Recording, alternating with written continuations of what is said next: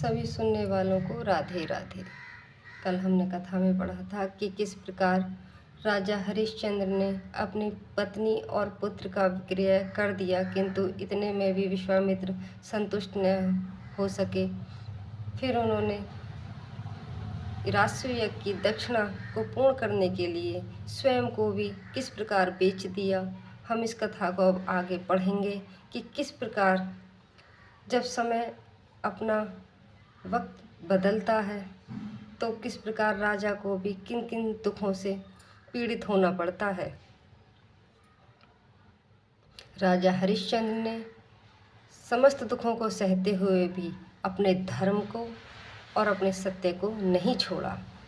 अब हम आगे की कथा प्रारंभ करते हैं। बोलो राधे राधे।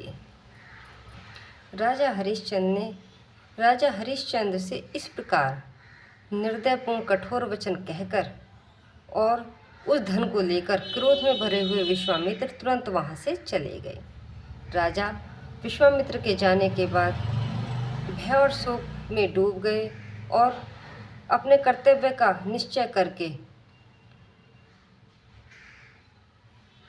उन्होंने आवाज़ लगाई, जो मनुष्य मुझे धन देकर खरीद कर दास का काम लेना चाहता हो वह सूर्यास्त होने से पहले बोले।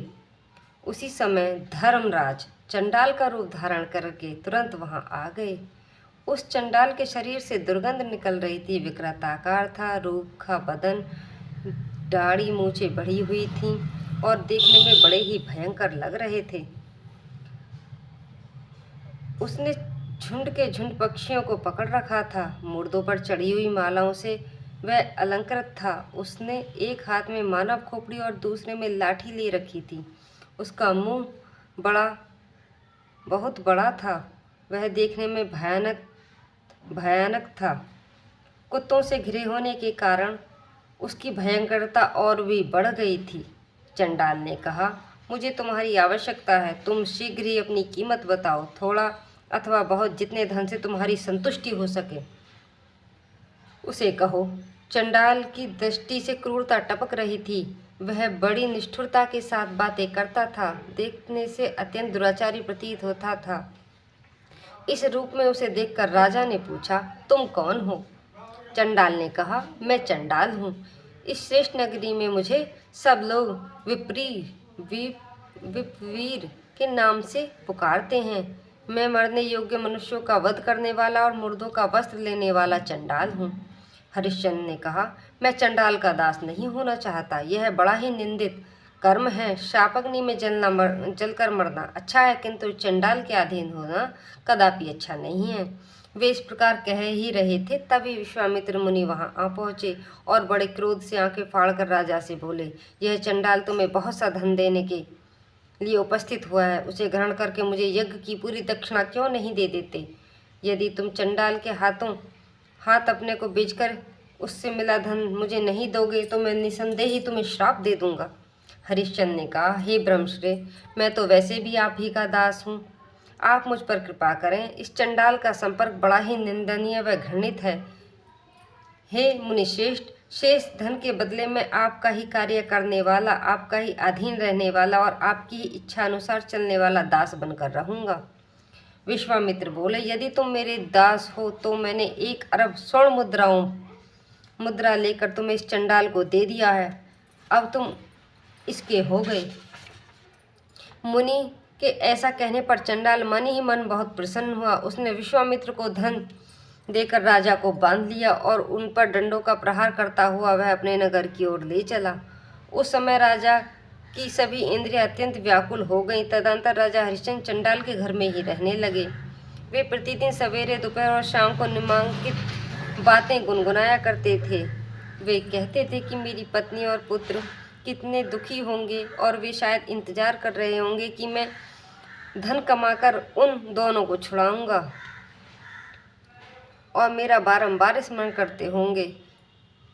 उसे इस बात का पता न होगा कि मैं ब्राह्मण को और भी अधिक धन देकर अत्यंत पाप में संगम में जीवन व्यतीत कर रहा हूँ। राज्य का नाश, वर्दों का त्याग, पत्नी और पुत्र का विक्रय तथा अंत में चंडालत्व की प्राप्ति, यह एक के बाद एक दुखों की कैसी परंपरा चली आती है। इस प्रकार वे चंडाल के घर में रहते हुए प्रतिदिन अपने प्रिय पुत्र व अनुकूल पत्नी का स्मरण किया करते थे।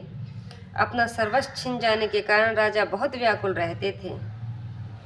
कुछ समय उपरांत राजा हरिश्चंद्र चंडाल के वश में होने के कारण शमशान घाट पर मुर्दों के कफन संग्रह करने के काम में नियुक्त किए गए। चंडाल ने उन्हें आज्ञा दी, तुम मुर्दों के आने की प्रतीक्षा में दिन रात यहीं रहो। यह आदेश पाकर राजा काशीपुरी के दक्षिण शमशान भूमि में बने हुए शमशान घाट में गए। उस शमशान में बड़ा ही भयंकर शब्द होता था। वहाँ सैकड़ों सियारनियाँ रहती थीं। चारों ओर मुर्दों की खोपड़ियाँ बिखरी पड़ी थीं। सारा शमशान बड़ा ही दुर्गंधित और भयंकर दिखाई पड़ता था। उसमें पिशाच, भूत, बेताल, डंकनी और यक्ष रहा करते थे। गिद्धों और गीदड़ों से भी वह स्थान भरा रहता था। झुंड के झुंड कुत्ते वहाँ विचरण करते थे।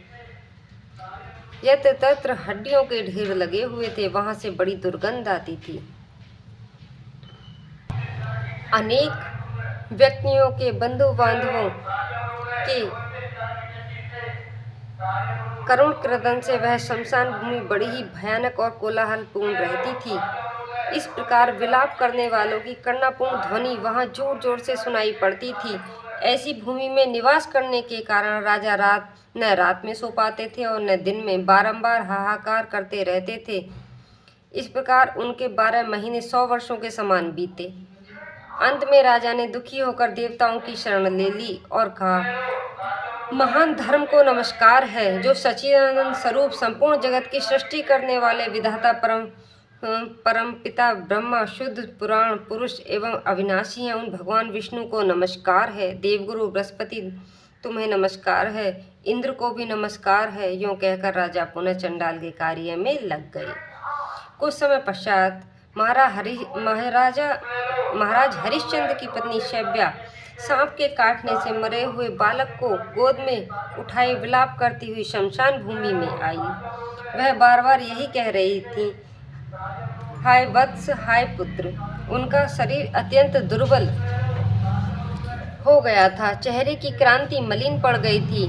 मन में बेचैनी थी। सिर के बालों में धूल जमी हुई थी। शैव्या में विलाप का शब्द सुनकर राजा हरिश्चंद्र तुरंत उसके पास गए। उन्हें आशा थी कि वहाँ भी मुर्दे से कफन मिलेगा। वो जोर जोर से रोते ही अपनी पत्नी को पहचान न सके। अधिक काल तक प्रवास में रहने के कारण वह दुर्बल हो गई थीं। ऐसी जान पड़ती थी मानो उनका दूसरा जन्म हुआ है। शैव्या ने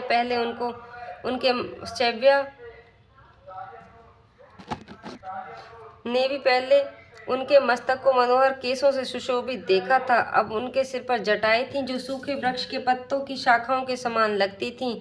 इस अवस्था में वह भी पति को न पहचान सकी। राजा ने काले कपड़े में लिपटे हुए बालक को, जिसे सांप ने काट खाया था तथा जिसके अंगों से राजोचिन्ह दिखाई देते थे, जब देखा तो उन्हें बड़ी चिंता हुई। वे सोचने लगे, बड़े कष्ट की बात है, यह बालक किसी राजा के कुल में उत्पन्न हुआ है, किंतु दुरात्मा काल ने इसे किसी और ही दशा में पहुंचा दिया है। अपनी माता की गोद में पड़े हुए इस बालक को देखकर मुझे कमल के समान नेत्र वाले अपने पुत्र रोहिताश्व की याद आ रही है।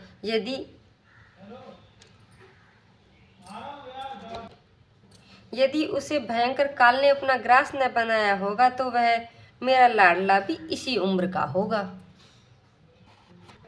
इतने में रानी विलाप करती हुई रोने लगी और कहने लगी, यह किस पाप के कारण यह अत्यंत भयंकर दुख आ पड़ा है जिसका कभी अंत नहीं होता। हे प्राणनाथ, आप कहाँ हैं? हे विधाता, तूने हमें राज्य से वंचित कर दिया, परिवारजनों से, प्रजाजनों से विछोह करा दिया, स्त्री और पुत्र को भी बिकवा दिया। अरे तूने राजा हरिश्चंद्र की कौन सी दुर्दशा नहीं की। रानी के ये वचन सुनकर पथ से भ्रष्ट हुए राजा हरिश्चंद्र ने अपनी प्राण प्यारी पत्नी और पुत्र को पहचान लिया। कितने कष्ट की बात है, यह शैव्या इस अवस्था में और यह मेरा पुत्र है। यूँ कहते हुए वे दुख से संतप्त होकर विलाप करने लगे। रानी ने भी राजा को पहचान लिया। वे भी बहुत दुख करने लगीं और विलाप करने लगीं। दोनों विलाप करते हुए मूर्छित होकर जमीन पर गिर पड़े। उनका शरीर निश्चेतक हो गया। फिर थोड़ी देर बाद होश में आने पर महाराज और महारानी दोनों साथ ही साथ शोक से पीड़ित एवं सनप हो विलाप करने लगे। आज की कथा में हमने पढ़ा कि किस प्रकार राजा अपनी पत्नी और पुत्र को बेचने के बाद विश्वामित्र ने उन्हें भी चंडाल के हाथों बेच दिया और वे शमशान भूमि पर मुर्दों के कफन लेने का कार्य करने लगे। अत्यधिक दुख सहते हुए उन्होंने 12 महीने का वर्ष व्यतीत किया। जब उनकी पत्नी मृतक पुत्र को लेकर शमशान भूमि पर पहुंची तो वे अपनी पत्नी और पुत्र को भी न पहचान सके और न ही उनकी पत्नी शैव्या उन्हें पहचान सकी।